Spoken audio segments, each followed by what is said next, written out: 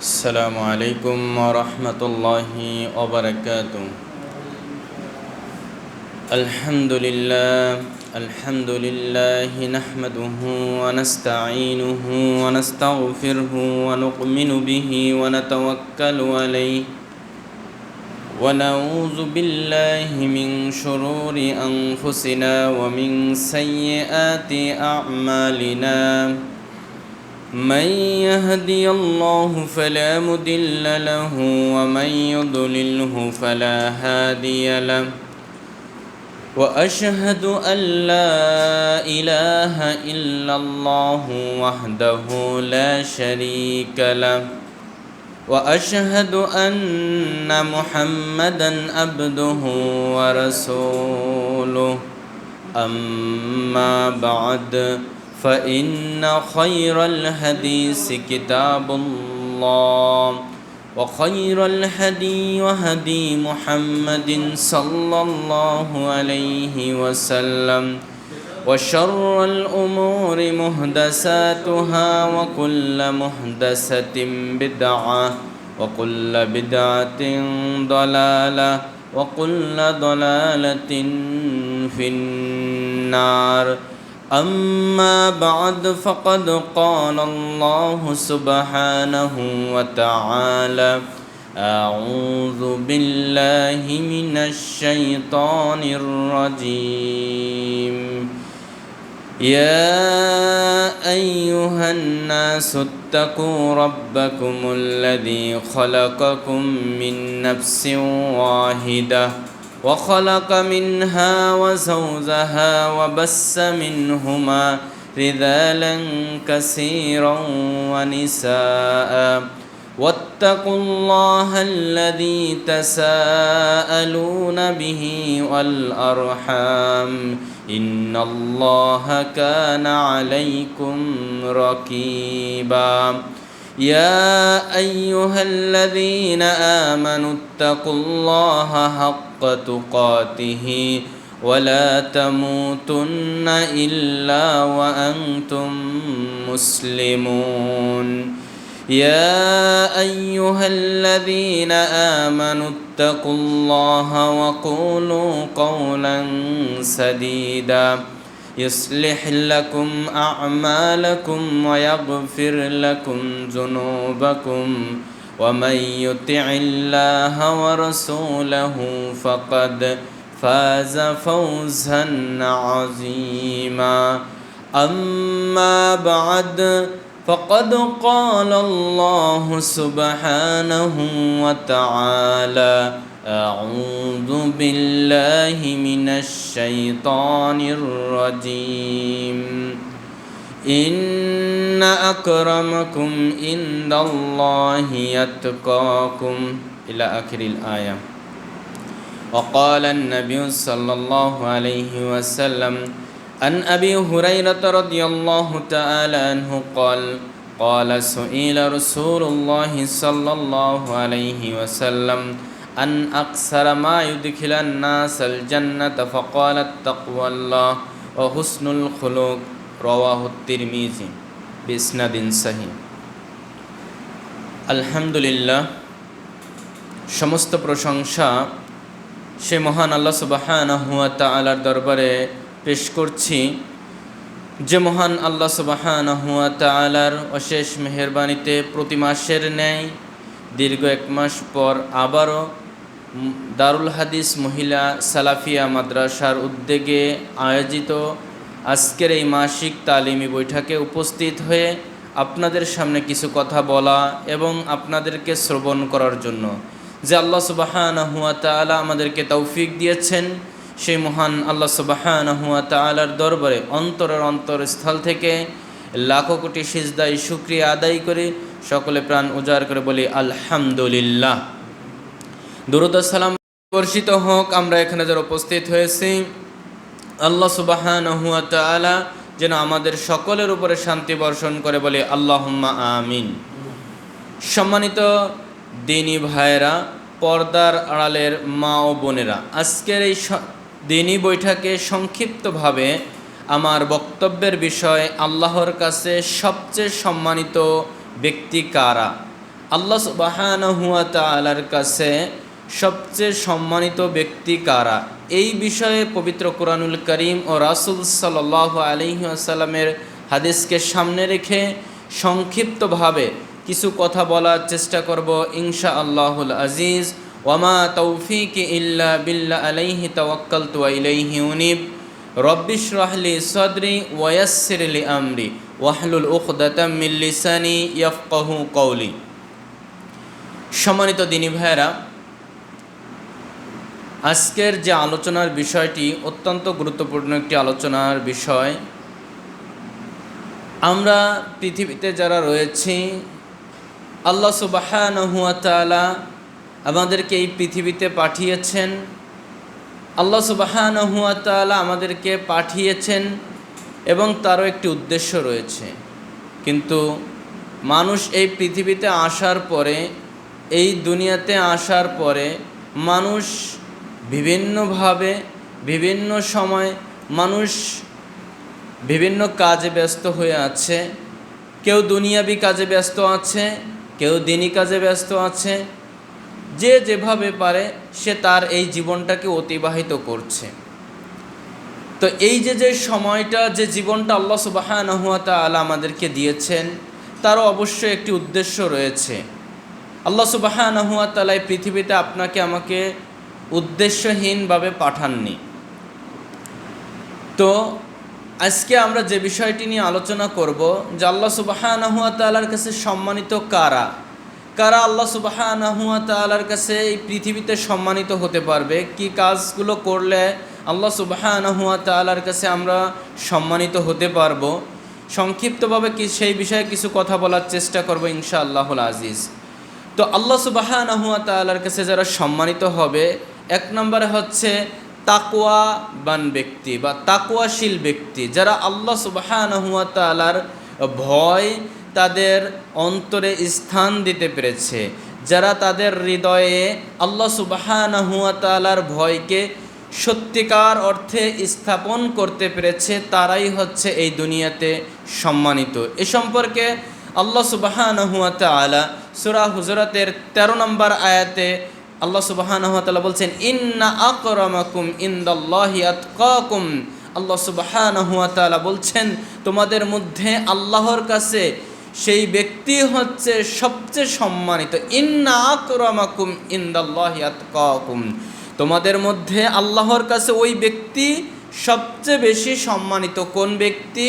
যে ব্যক্তি সবচেয়ে বেশি তাকওয়াশীল, যে ব্যক্তি সবচেয়ে বেশি তাকওয়া অর্জন করতে পেরেছে, আল্লাহ ভীতি অর্জন করতে পেরেছে, সেই ব্যক্তি হচ্ছে আল্লাহ সুবহানাহু ওয়া তাআলার কাছে অধিক সম্মানিত, অধিক প্রিয় ব্যক্তি। সম্মানিত দিনী ভাইয়েরা, তাহলে তাকওয়াটা কি? তাকওয়ার গুরুত্ব আমরা অনেকে জানি বা তাকওয়া বিষয়ে আমাদের অনেকের ধারণা আছে। তারপরও তাকওয়া সম্পর্কে কয়েকটি কথা না বললে নয়। এই কয়েকটি কথা আমি বলে তারপরে বাকি সামনের দিকে আলোচনায় যাব ইনশাআল্লাহ। তাকওয়া এটা হচ্ছে আল্লাহ ভীতি, আল্লাহকে ভয় করা। আমরা কি আদৌ কি আল্লাহ সুবহানাহু ওয়া তাআলাকে ভয় করছি? এই পৃথিবীতে আমরা যারা আছি, আমরা কি আল্লাহ সুবহানাহু ওয়া তাআলাকে প্রকৃত ভয় করার যেভাবে কথা আল্লাহ সুবহানাহু ওয়া তাআলা বলেছেন সেইভাবে ভয় করছি?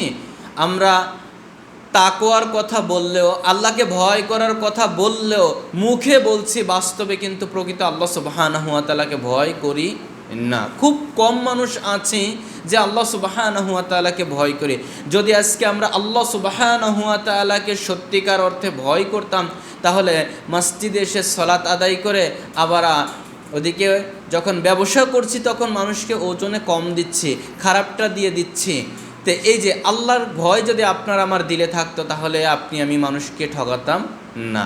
যদি আজকে আল্লাহর ভয় থাকতো, ভাই তাহলে তার বোনের সম্পদ থেকে বোনকে বঞ্চিত করতো না, সন্তান তার পিতামাতার সাথে খারাপ আচরণ করতো না, যদি আমাদের অন্তরে আল্লাহর ভয় থাকতো। কিন্তু আমাদের অন্তরে আল্লাহর ভয় না থাকার কারণে আজকে আপনি আমি, আল্লাহ সুবহানাহু ওয়া তাআলার ভয় না থাকার কারণে আপনি আমি কি করতে পারছি না? সঠিকভাবে মানুষের সাথে যেই ব্যবহার করার কথা আল্লাহ সুবহানাহু ওয়া তাআলা বলেছেন তা আপনি আমি করতে পারছি না। দেখেন, সিয়াম থেকে, এই যে রমজান মাস গেল, সিয়াম থেকে আপনি আমি চাইলে পানির তলে ডুব দিয়ে এক ঢোক পানি পান করতে পারতাম না? করেছি কি?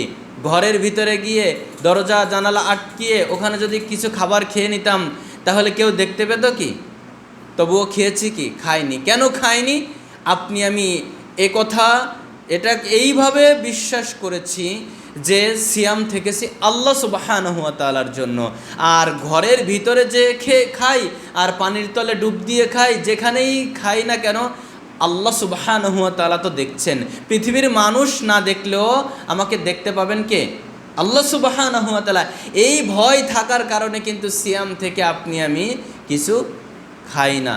তাহলে সিয়াম থেকে যেভাবে আল্লাহকে ভয় করেছি, বাস্তব জীবনে প্রত্যেকটা ক্ষেত্রে আল্লাহ সুবহানাহু ওয়া তাআলাকে আপনাকে আমাকে ওইভাবেই ভয় করতে হবে। যদি আপনি আমি ওইভাবে ভয় করতে পারি তাহলে সত্যিকারের যে তাকওয়া সেটাই আপনি আমি অর্জন করতে পারবো। তাই তো আল্লাহ সুবহানাহু ওয়া তাআলা বলছেন, ইয়া আইয়ুহাল্লাযীনা আমানু, হে ঈমানদারগণ, ইয়া আইয়ুহাল্লাযীনা আমানুত্তাকুল্লাহ হাক্কা তুকাতিহি ওয়া লা তামুতুন্না ইল্লা ওয়া আনতুম মুসলিমুন। হে ঈমানদারগণ, তোমরা আল্লাহকে ভয় করো। কিভাবে? হাক্কা তুকাতিহি, ভয় করার মতন ভয় করো। ওয়ালা তামুতুন্না ইল্লা ওয়া আনতুম মুসলিমুন, আর মুসলিম না হয়ে তোমরা কবরে এসো না। মুসলিম না হয়ে তোমরা মৃত্যুবরণ করো না, মারা যেও না। তার মানে কি? মুসলিম না হয়ে যদি আপনি আমি কবরে আসি, মুসলিম না হয়ে যদি আপনি আমি মৃত্যুবরণ করি তাহলে বাঁচার সুযোগ নেই। তাই তো আল্লাহ সুবহানাহু ওয়া তাআলা বলছেন, তোমরা প্রকৃত আল্লাহকে ভয় করার মতন ভয় করো। যেভাবে আল্লাহ সুবহানাহু ওয়া তাআলা তাকে ভয় করতে বলেছেন ওইভাবেই তোমরা আল্লাহকে ভয় করো। আল্লাহ সুবহানাহু ওয়া তাআলা বলছেন, ওয়াত্তাকুল্লাহ, আল্লাহকে ভয় করো। ওয়াত্তাকুল্লাহ ওয়ালামু, আর জেনে রাখো, আন্নাল্লাহা মাআল মুত্তাকিন, নিশ্চয় আল্লাহ সুবহানাহু ওয়া তাআলা মুত্তাকিনদের সাথেই রয়েছেন। আল্লাহ সুবহানাহু ওয়া তাআলা কি বলছেন? ইন্নাল্লাহ ওয়াত্তাকুল্লাহ, আল্লাহকে ভয় করো। ইন্নাল্লাহা, নিশ্চয় আল্লাহ, ওয়ালামু, জেনে রাখো, আন্নাল্লাহা মাআল মুত্তাকিন, যারা মুত্তাকিন, যারা পরহেজগার, তাকওয়াশীল, আল্লাহ সুবহানাহু ওয়া তাআলা তাদের সাথে রয়েছেন। আচ্ছা ভাই বলেন তো, যদি আল্লাহ সুবহানাহু ওয়া তাআলা কারোর সাথে থাকেন, শয়তান তাকে বিভ্রান্ত করতে পারবে? শয়তান তাকে পথভ্রষ্ট করতে পারবে? শয়তান তাকে কোনোভাবে খারাপ দিকে নিয়ে যেতে পারবে না। যদি আল্লাহ সুবহানাহু ওয়া তাআলা কোনো ব্যক্তির সাথে থাকেন, কোনো ষড়যন্ত্রকারী তার পিছনে লেগে ষড়যন্ত্র করে কিছু কি করতে পারবে? ক্ষতি করতে পারবে না। সম্মানিত দিনী ভাইরা, তাহলে তাকওয়া আমাদেরকে অর্জন করতে হবে, তাকওয়াশীল হতে হবে। সত্যিকারে যে তাকওয়া আল্লাহ সুবহানাহু ওয়া তাআলা অর্জন করতে বলেছেন সেই তাকওয়া অর্জন করতে পারে। আর যদি আপনি আমি তাকওয়াশীল হতে পারি তাহলে আপনি আমি আল্লাহ সুবহানাহু ওয়া তাআলার কাছে সবচেয়ে সম্মানিত ব্যক্তি যারা, তাদের ভিতরে আপনি আমিও গণ্য হতে পারবো। তাই আমি আপনার কাছে জানতে চাই, আপনি আমি কি সত্যিকারে সেই তাকওয়াশীল বান্দা হতে পেরেছি কি? আপনি আমি কি এখনও সেই তাকওয়া অর্জন করতে পেরেছি কি? যদি আজকে দেখেন আপনি আমি তাকওয়া অর্জন করতে পারি, আপনার আমার যত সৎ আমল রয়েছে তা আল্লাহ কবুল করবেন। মনে রাখবেন, আপনি আমি যতই ভালো আমল করি না কেন, আর তাকওয়াশীল যদি না হতে পারি, আল্লাহ আপনার আমার কোনো ভালো কাজ কবুল করবেন না। আল্লাহ সুবহানাহু ওয়া তাআলা সূরা মায়দার 27 নম্বর আয়াতে বলছেন, ইন্নামা ইয়াতাকাব্বালুল্লাহু মিনাল মুত্তাকিন, যারা মুত্তাকিন আল্লাহ সুবহানাহু ওয়া তাআলা তাদের তাই কবুল করেন। যারা পরহেজগার, তাকওয়াশীল, আল্লাহ সুবহানাহু ওয়া তাআলা তাদের সৎ কাজ, সৎ আমল, ভালো কাজগুলো আল্লাহ কবুল করে নেন। ওই যে আমরা সূরা হজ্জের 37 নম্বর আয়াতের ভিতরে আমরা সবাই জানি, যেটা আমরা সবসময় কোরবানির সময় আসলে এই আয়াতটি বেশি বেশি বলে থাকি, লাইয়ানাল্লাহু লুহুমুহা ওয়ালা দিমাউহা ওয়ালাকিয়ানা লাহুত তাকওয়া মিনকুম। তোমরা যে কোরবানি করো তার রক্ত বা গোস্ত কিছুই আল্লাহ সুবহানাহু ওয়া তাআলার কাছে পৌঁছায় না। কি পৌঁছায় আমাদের তাকওয়া ঠুকুন, আল্লাহ ভীতি ঠুকুন। আমরা যে কোরবানিটা করছি এটা কি মানুষের দেখানোর জন্য নাকি আল্লাহ সুবহানাহু ওয়া তাআলার সন্তুষ্টির জন্য? আল্লাহ সুবহানাহু ওয়া তাআলা এটাই দেখতে চান। তো প্রিয় ভাইয়েরা আমার, যদি আমি তাকওয়া অর্জন করতে পারি, আল্লাহ আপনার আমার সৎ কর্মগুলো কবুল করবেন। ঈমানের পূর্ণতা লাভ হবে যদি আপনি আমি তাকওয়া অর্জন করতে পারি। আল্লাহ সুবহানাহু ওয়া তাআলা তাই যে বললেন সূরা আল ইমরান 102 নম্বর আয়াত, ইয়া আইয়ুহাল্লাযীনা আমানুত্তাকুল্লাহ, হে ঈমানদারগণ তোমরা আল্লাহকে ভয় করো, হাক্কা তুকাতিহি, ভয় করার মতন, ওয়ালা তামুতুন্না ইল্লা ওয়া আনতুম মুসলিমুন, আর মুসলিম না হয়ে তোমরা কবরে এসো না। তার মানে কি, তোমরা প্রকৃত মুসলিম হয়ে কবরে আসো। যদি আপনি আমি প্রকৃত তাকওয়া অর্জন করতে পারি, প্রকৃত তাকওয়া যদি আপনি আমি অর্জন করতে পারি, তাহলে আপনার আমার ঈমানের যে পূর্ণতা সেটি লাভ হবে। তাকওয়া অর্জন করতে পারলে জাহান্নাম থেকে মুক্তি পাওয়া যাবে, জান্নাত পাওয়া যাবে। আল্লাহ সুবহানাহু ওয়া তাআলা তাই বলছেন, ওয়া আম্মা মান খাফা মাকামা রাব্বিহি ওয়া নাহান নাফসা আনিল হাওয়া ফাইন্নাল জান্নাতা হিয়াল মাওয়া। ওয়া আম্মা মান খাফা মাকামা রাব্বিহি ওয়া নাহান নাফসা আনিল হাওয়া, যে ব্যক্তি তার রবের সামনে দাঁড়ানোকে ভয় করে। আচ্ছা বলেন, এই যে দুনিয়াতে আমরা আল্লাহ সুবহানাহু ওয়া তাআলা যে জীবন দিয়েছেন, এই জীবনের এই সময়টাকে কোথায় ব্যয় করছি? যে সম্পদ দিয়েছেন সেই সম্পদ কোথায় ব্যয় করছে? তারপরে আপনার আমার যে সময়, শ্রম, মেধা, অর্থ যা কিছু আপনি আমি জীবনটা অতিবাহিত করছি, এর হিসাবকে আল্লাহ সুবহানাহু ওয়া তাআলার কাছে দিতে হবে না? অবশ্যই দিতে হবে। সেই কঠিন কিয়ামতের মাঠে আল্লাহ সুবহানাহু ওয়া তাআলার সামনে দাঁড়িয়ে আপনাকে আমাকে জবাব দিতে হবে। তাই আল্লাহ সুবহানাহু ওয়া তাআলা বলছেন, ওয়া আম্মা মান খাফা মাকামা রাব্বিহি ওয়া নাহান নাফসা আনিল হাওয়া, যে ব্যক্তি তার রবের সামনে দাঁড়ানোকে ভয় করে, ওয়া নাহান নাফসা আনিল হাওয়া, এবং নিজেকে প্রবৃত্তির অনুসরণ থেকে ঠেকিয়ে রাখে, মন যা চায় তাই করে না, যেখানে খুশি সেখানে যায় না, যা ইচ্ছা তাই বলে না, যা ইচ্ছা তাই খায় না, শরিয়ত মেনে, ইসলামকে মেনে, আল্লাহ সুবহানাহু ওয়া তাআলার আদেশ নিষেধকে মেনে চলার চেষ্টা করে, এক কথায় প্রবৃত্তির অনুসরণ করে না, আল্লাহ সুবহানাহু ওয়া তাআলা বলছেন ফাইন্নাল জান্নাতা হিয়াল মাওয়া, ওই ব্যক্তির জন্যই রয়েছে জান্নাতুল মাওয়া। আবু হুরায়রা রাদিয়াল্লাহু তাআলা আনহু থেকে বর্ণিত, তিনি বলেন, একদা আল্লাহ রাসূল সাল্লাল্লাহু আলাইহি ওয়াসাল্লামকে জিজ্ঞাসা করা হলো, আল্লাহর নবী, আন আকসারা মা ইউদখিলান নাসাল জান্নাতা ফাকালা তাকওয়াল্লাহ, আল্লাহর নবী কোন জিনিস বেশি বেশি মানুষকে জান্নাতে নিয়ে যায়? তখন আল্লাহর নবী বলছেন, ফাকালা তাকওয়াল্লাহ, এক, আল্লাহ ভীতি বেশি বেশি মানুষকে জান্নাতে নিয়ে যায়। কোন জিনিস বেশি বেশি মানুষকে জান্নাতে নিয়ে যায়? আল্লাহ ভীতি। ওয়া হুসনুল খুলুক, দ্বিতীয় নাম্বার হচ্ছে উত্তম চরিত্র, উত্তম আচরণ, উত্তম ব্যবহার মানুষকে বেশি বেশি জান্নাতে নিয়ে যায়। সম্মানিত দিনী ভাইরা, আপনার আমার এই মুখ এমন একটা জিনিস যা আল্লাহ সুবহানাহু ওয়া তাআলা দিয়েছেন, এই মুখের দ্বারা মানুষ জান্নাতের সর্বোচ্চ পৌঁছাতে পারে। এই মুখের ব্যবহারের কারণে মানুষ জাহান্নামের নিচে চলে যেতে পারে। এই মুখ এত ভয়ানক জিনিস, মুখ এত বড় খারাপ জিনিস, যা আপনি আমি যদি সঠিক ব্যবহার করতে পারি, এই মুখের দ্বারাই আল্লাহ সুবহানাহু ওয়া তাআলা আপনাকে আমাকে জান্নাতের সর্বোচ্চ পৌঁছিয়ে দিবেন। আর এই মুখ যদি আপনি যেখানে সেখানে যা ইচ্ছা তাই বলে বেড়াই, যেভাবে খুশি সেভাবে ব্যবহার করি, পরকালে আপনাকে আমাকে জাহান্নামে যেতে হবে। তাই আসুন আমরা সত্যিকারের তাকওয়া অর্জন করার চেষ্টা করি, তাহলে আপনি আমি জাহান্নাম থেকে মুক্তি পাবো, পরকালে জান্নাত পাবো, এবং মুখে ভালো আচরণ করার চেষ্টা করি। আল্লাহ তৌফিক দান করুক, আল্লাহুম্মা আমিন।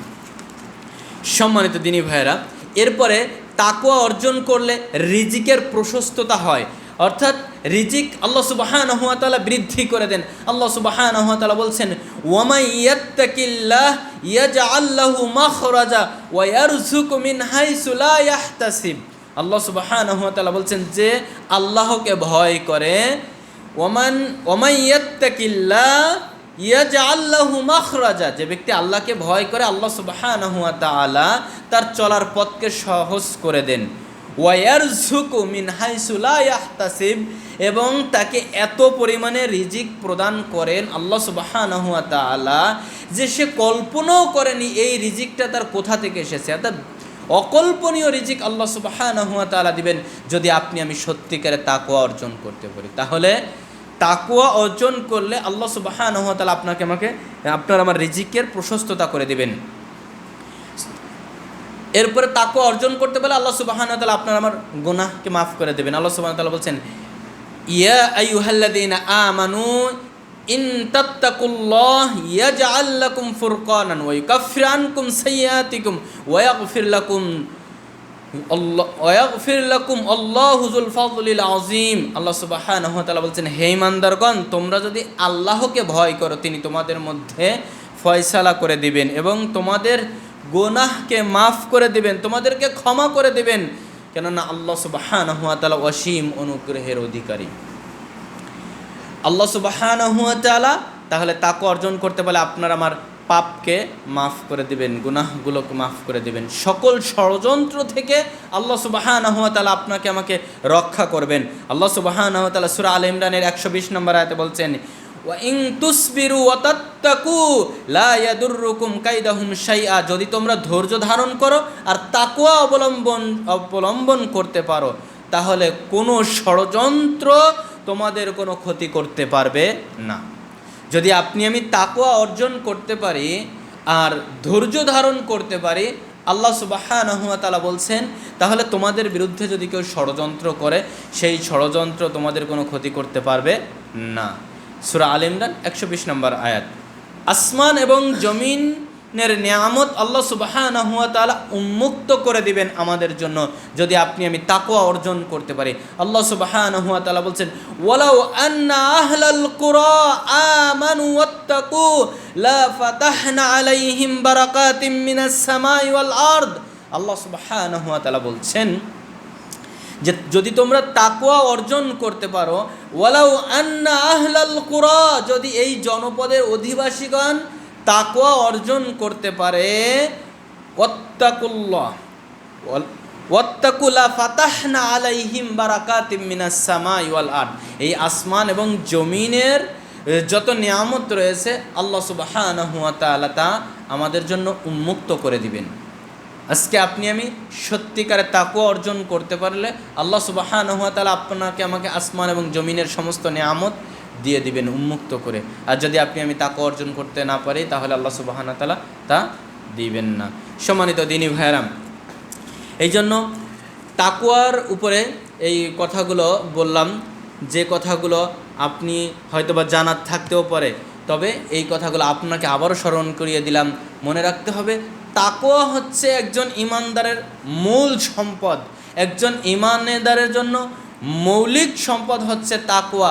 তাকওয়ার বিকল্প কিছু নেই। অতএব আল্লাহ আমাদেরকে সেই সত্যিকারে তাকওয়া অর্জন করার তৌফিক দান করুক, আল্লাহুম্মা আমিন। আমাদের মূল আলোচনা ছিল আল্লাহ সুবহানাহু ওয়া তাআলার কাছে সম্মানিত ব্যক্তিদের, মানে আল্লাহর কাছে সম্মানিত ব্যক্তি যারা, সবচেয়ে সম্মানিত ব্যক্তি যারা।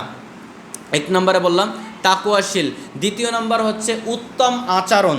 উত্তম আচরণ, পৃথিবীতে যারা সত্যিকারে উত্তম আচরণের অধিকারী, যাদের ব্যবহার ভালো, মানুষের সাথে যারা ভালো আচরণ করে, ভালো ব্যবহার করে, আল্লাহ সুবহানাহু ওয়া তাআলার কাছে অধিক সম্মানিত হচ্ছে তারা। সবচেয়ে সম্মানিত হচ্ছে ওই সমস্ত ব্যক্তিরা যারা সত্যিকারে তাকওয়া, যাদের ব্যবহার আচরণ সবচেয়ে ভালো। তাহলে আমাদের আচরণটা ভালো করতে হবে। একজন মানুষ তার আচরণ দিয়ে সে যত নেকি অর্জন করতে পারে, নফল সালাত আদায় করে তত নেকি অর্জন করতে পারে না। নফল সিয়াম, নফল সালাত বা অন্যান্য যে ইবাদত রয়েছে তার থেকেও বেশি নেকি হচ্ছে উত্তম আচরণে। অতএব আমাদের আচরণকে, আমাদের ব্যবহারকে আমরা ভালো করার চেষ্টা করব। আল্লাহর কাছে সবচেয়ে সম্মানিত ব্যক্তি যারা, তৃতীয় নাম্বার হলো পারিবারিকভাবে সৎ ব্যবহার করে যারা, পরিবারের সাথে সৎ আচরণ করে যারা, অর্থাৎ যারা পরিবারের সাথে খারাপ আচরণ করে, খারাপ ব্যবহার করে, তারা আল্লাহর কাছে প্রিয় ব্যক্তি নয়। যারা পরিবারের সাথে আচরণ ভালো করে, আল্লাহ সুবহানাহু ওয়া তাআলার কাছে সম্মানিত ব্যক্তি তারা। অনেক মানুষ আছে যে বাহিরের মানুষের সাথে ভালো আচরণ করে, ভালো ব্যবহার করে, অথচ নিজের পরিবারের সাথে, পরিজনের সাথে খারাপ আচরণ করে, অথচ তিনি সালাত আদায় করছেন, সিয়াম থাকছেন। তাহলে এই যে বাড়ির মানুষের সাথে আপনাকে সৎ আচরণ করতে হবে, ভালো ব্যবহার করতে হবে, এটা ইসলামের নির্দেশ। আল্লাহ রাসূল সাল্লাল্লাহু আলাইহি ওয়াসাল্লাম তাই বলছেন যে আল্লাহর কাছে সবচেয়ে প্রিয় ব্যক্তি তারা যে তার পরিবারের সাথে সৎ ব্যবহার করে, ভালো ব্যবহার করে। যদি আপনি আমি আল্লাহর কাছে ভালো ব্যক্তি হতে চাই, আপনার আমার করণীয় কি? পরিবারের সকলের সাথে ভালো আচরণ করতে হবে, ভালো ব্যবহার করতে হবে। আমরা কি আমাদের পরিবারের সকলের সাথে ভালো আচরণ করছি কি? ভালো ব্যবহার করতে পারছি কি? সম্মানিত দিনী ভাইরা, আল্লাহর কাছে সবচেয়ে সম্মানিত ব্যক্তি যারা, চতুর্থ নাম্বার হচ্ছে মানুষের উপকার করা। মানুষের উপকার করা। আমরা কি মানুষের উপকার করছি কি? আমরা কি মানুষের উপকার করতে পারছি কি?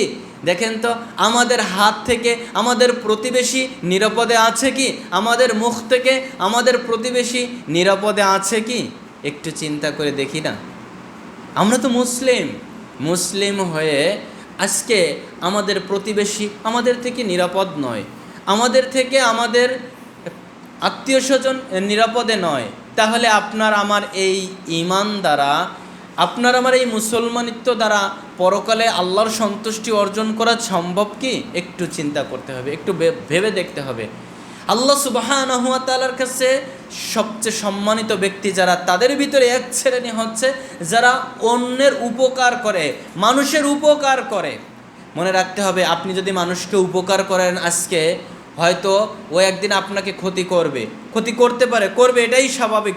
এটা জেনেই আপনাকে উপকার করতে হবে, তবুও আপনাকে কি করতে হবে? অন্যের উপকার করতে হবে।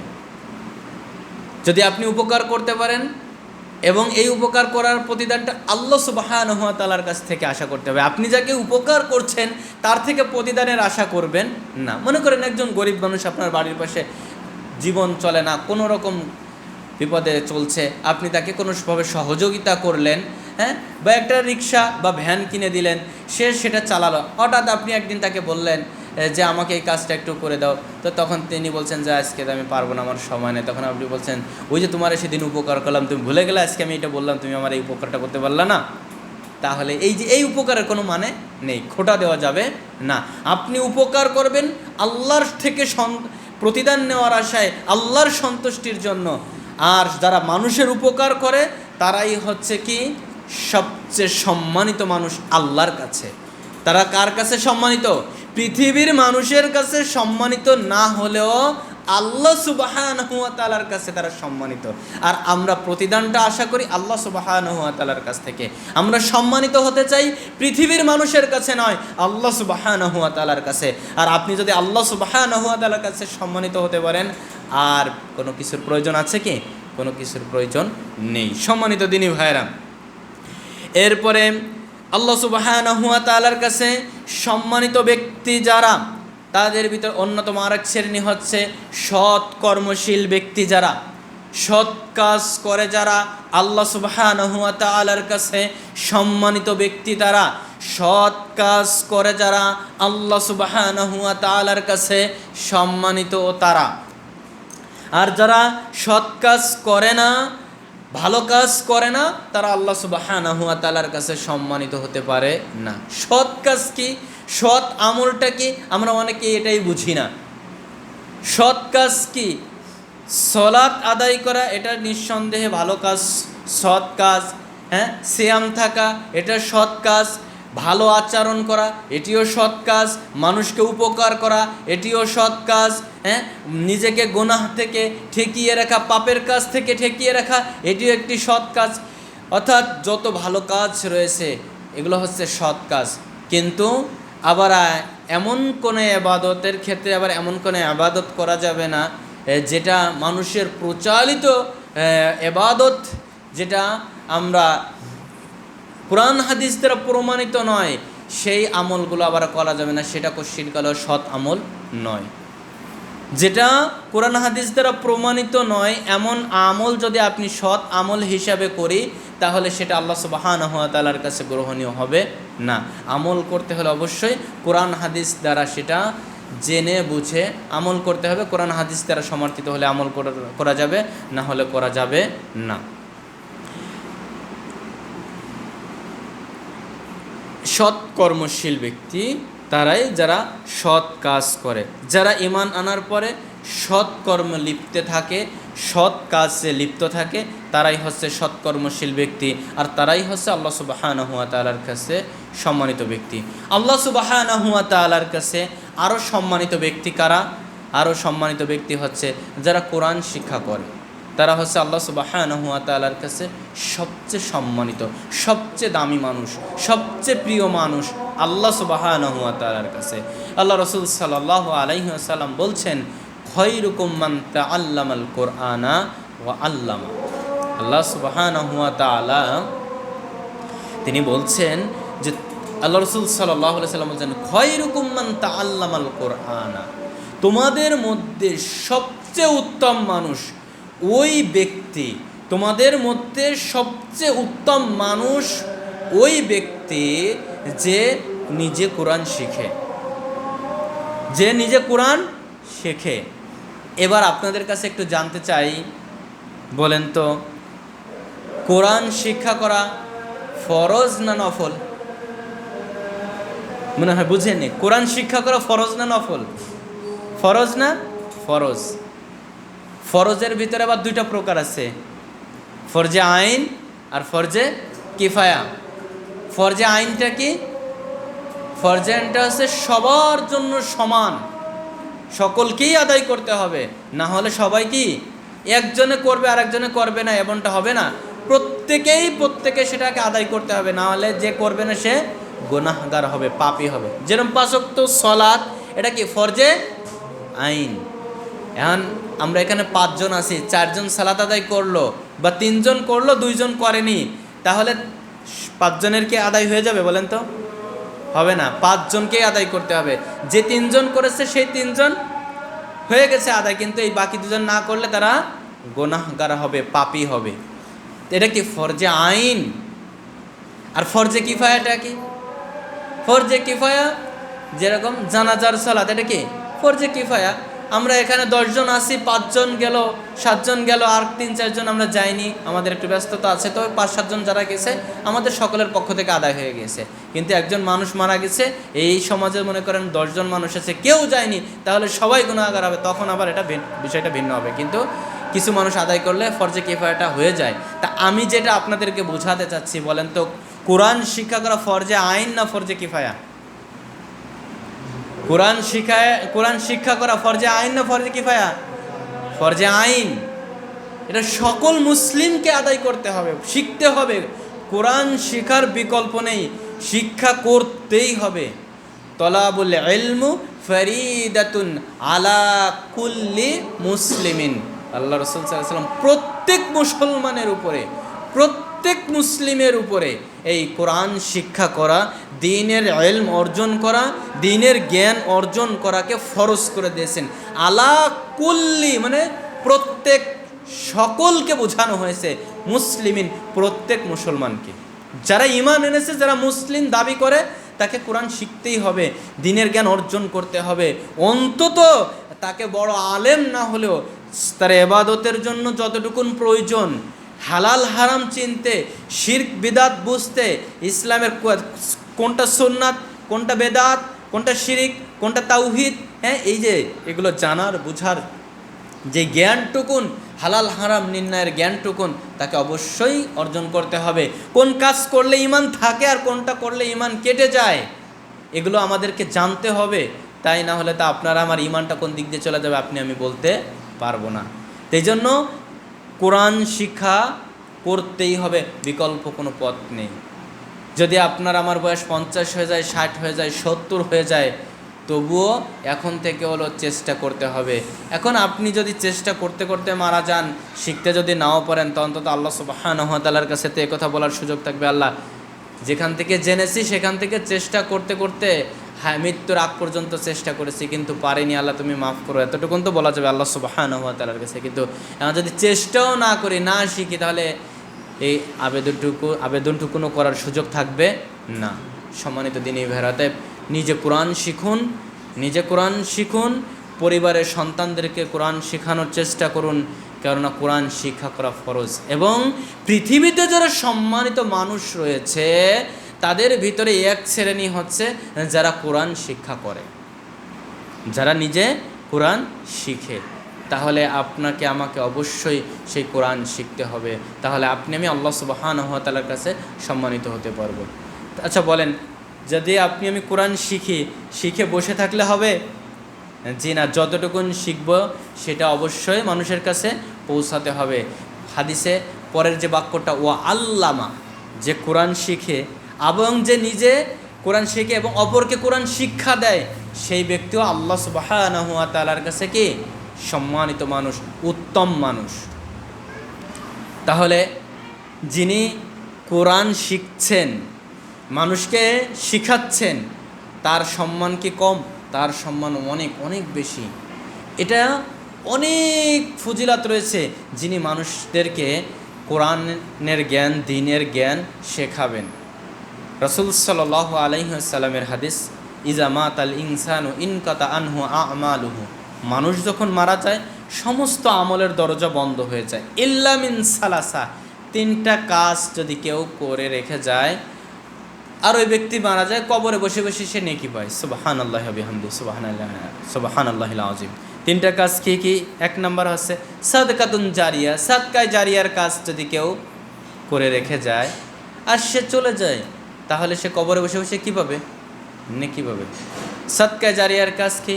কেউ একটা মাদ্রাসা করলো, একটা মসজিদ করলো, জনগণের জন্য রাস্তা করে দিল, হ্যাঁ, একটা পানির কল পুঁতে দিল, মানুষ সেখান থেকে পানি নিয়ে খেলো। এই যে যে জনকল্যাণমূলক কাজ কেউ যদি করে রেখে দেয় আর সে দুনিয়া থেকে বিদায় নিয়ে চলে যায়, সে কবরে বসে বসে নেকি পাবে। কিন্তু দেখেন, আজকে দুঃখজনক হলেও সত্য, এটা কিন্তু একটা চরম বাস্তবতা। এই যে বর্তমান সময়ে মানুষকে রাস্তা দিতে চায় না, মানুষকে একটু পরিমাণ জায়গা ছাড় দিতে চায় না। বিশেষ করে আমাদের ঢাকা শহরের যে অবস্থা, মনে করেন একটা বাড়িতে যদি আগুন লাগে, একটা ফায়ার সার্ভিস ঢুকবে সেই রকম জায়গাও অনেক গলিতে নেই।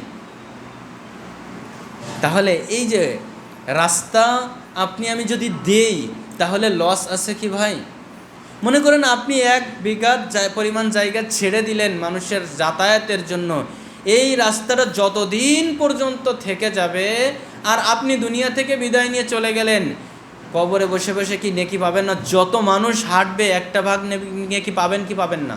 অবশ্যই পাবেন, নিঃসন্দেহে পাবেন, কোনো সন্দেহ নেই, যদি আপনার এই সঠিক জায়গা আপনি যদি দান করে যান। কিন্তু আজকে মানুষ এই কাজ করতে চায় না।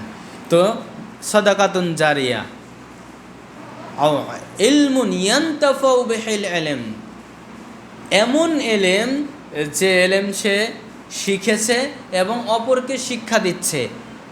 এই যে মানুষদেরকে সেই এলেমের শিক্ষা দিল, আর ওই ব্যক্তি, প্রথম যে ব্যক্তি মনে করেন সে 10 জন মানুষকে এলেম শিখালো, সে দুনিয়ায় চলে গেছে। এখন ওই 10 জন মানুষ তার থেকে এলেম শেখার পরে প্রত্যেকে মনে করেন আরও 10 জন করে শিখালো, ওই 10 জন আরও 10 জন, প্রত্যেকে আবার আরও 10 জন করে শিখালো। এই যে প্রথম যে ব্যক্তি এই এলেমটা, এই যে 10 জনকে শেখানোর পরে এই যে এলেমের বিচরণটা হলো, যত মানুষের কাছে প্রচার হলো, তার একটি সকলে এলেম প্রচার করে যেই নেকি পাচ্ছেন, প্রথম ব্যক্তি তার থেকে সকলের থেকে একটা ভাগ করে নেকি পাচ্ছেন। সুবহানাল্লাহি ওয়া বিহামদিহি সুবহানাল্লাহিল আযীম। এটা কি উপকারী এলেম, দ্বীনের ইলম, কোরআন হাদিসের জ্ঞান, যেটা আপনি আমি শিখছি, অপরকে শেখাচ্ছি। মনে রাখবেন, আপনার উস্তাদ আপনাকে যদি একটা আলিফ শেখায়, একটা আয়াত শেখায়, একটা সূরা শিক্ষা দেয়, একটা দোয়া শিক্ষা দেয়, আপনি কি এই দোয়াটার প্রতিদান, এই আয়াতের প্রতিদান, একটা সূরার প্রতিদান 1500 টাকা দিয়ে প্রতিদানটাকে পরিশোধ করা কি সম্ভব? কোনোদিনও আদৌ কি সম্ভব?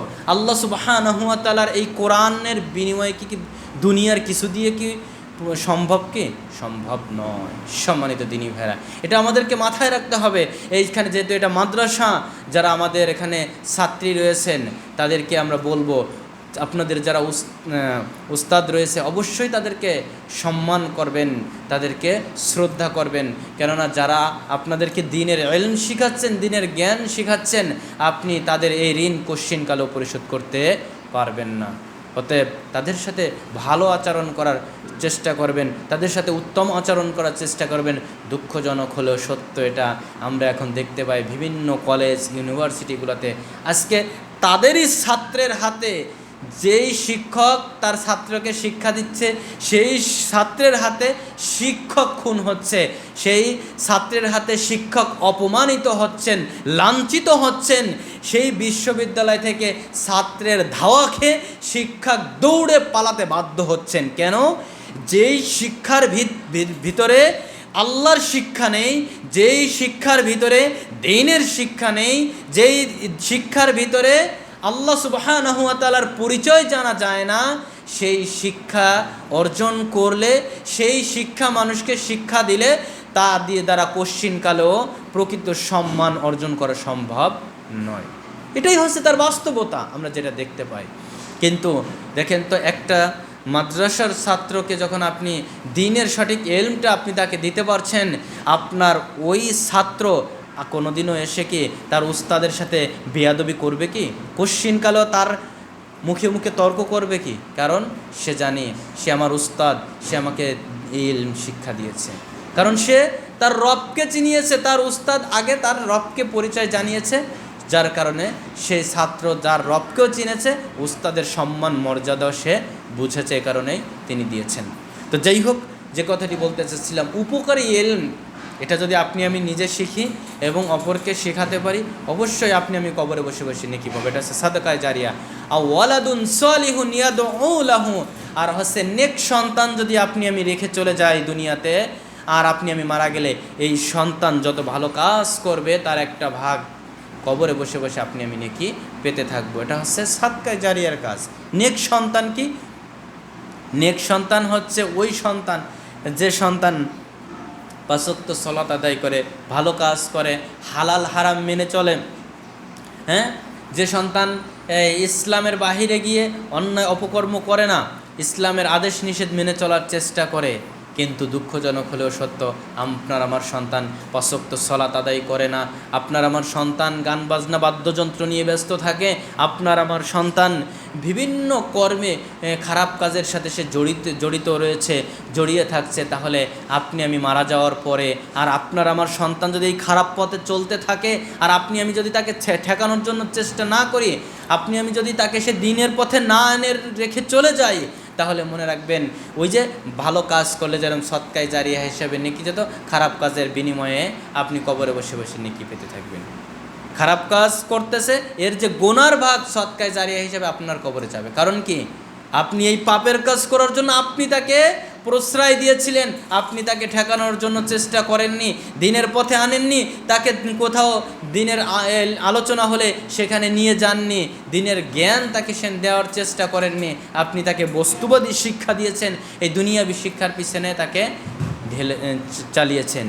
অতএব আপনার আমার করণীয় হচ্ছে আপনার আমার সন্তানকে নেক সন্তান হিসেবে গড়ে রেখে যাওয়া। কেননা এই নেক সন্তান আপনার আমার জন্য আজকের এই সময়ে অনেক প্রয়োজন।